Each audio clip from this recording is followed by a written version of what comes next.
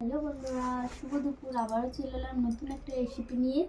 চলো দেখিয়ে দিই কি রান্না হয়েছে। আজ বেশি রান্না করিনি, প্রতিদিনই দেরি হয়ে যাচ্ছে। ঠিক আছে, আজকে আবার বৃহস্পতিবার, আরও দেরি হয়ে গেছে।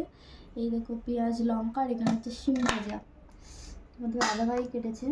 দেখো পেঁয়াজ লঙ্কা বলি, পেঁয়াজ লেবু, আর এখানে হচ্ছে শিম। ঠিক আছে, আর ভাতটা অনেকক্ষণ করেছি, ঠান্ডা হয়ে গেছে।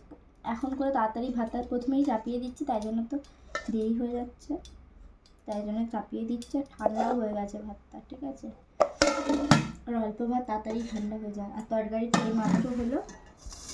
এটা হচ্ছে নতুন রেসিপি একটা বানিয়েছি, অনেকেই বানিয়েছো, কিন্তু আমি এই প্রথমবার বানালাম। ফুলকপি দিয়ে, আলু দিয়ে, ডিম দিয়ে একটু গায়ে গায়ে মাখো মাখো করেছি। ঠিক আছে, দেখো কালারটা, দেখো কালারটা কেমন হয়েছে অবশ্যই কিন্তু কমেন্ট করে জানাবে। ঠিক আছে, বেশি ঝোল করিনি, মাখো মাখো করেছি।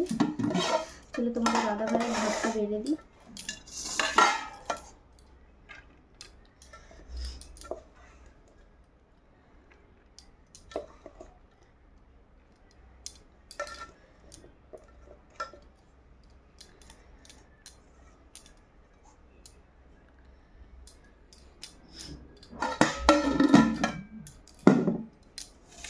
এখানে দিলাম পেঁয়াজ, এখানে দিলাম লেবু, এখানে শিম ভাজা। কিন্তু আমি শিম খাই না, তোমাদের দাদা ভাইয়ের জন্যই করেছি। আজকের এই মেনু, আজকের এই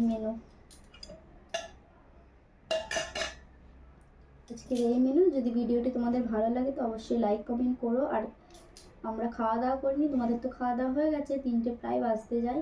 চলো খাওয়া দাওয়া করে নিই, খেয়ে দিয়ে আবার তোমাদের খাওয়াও হয়ে গেছে, ঘুমানোও হয়ে গেছে। এবার আমরা খেয়ে দিয়ে শুই একটু।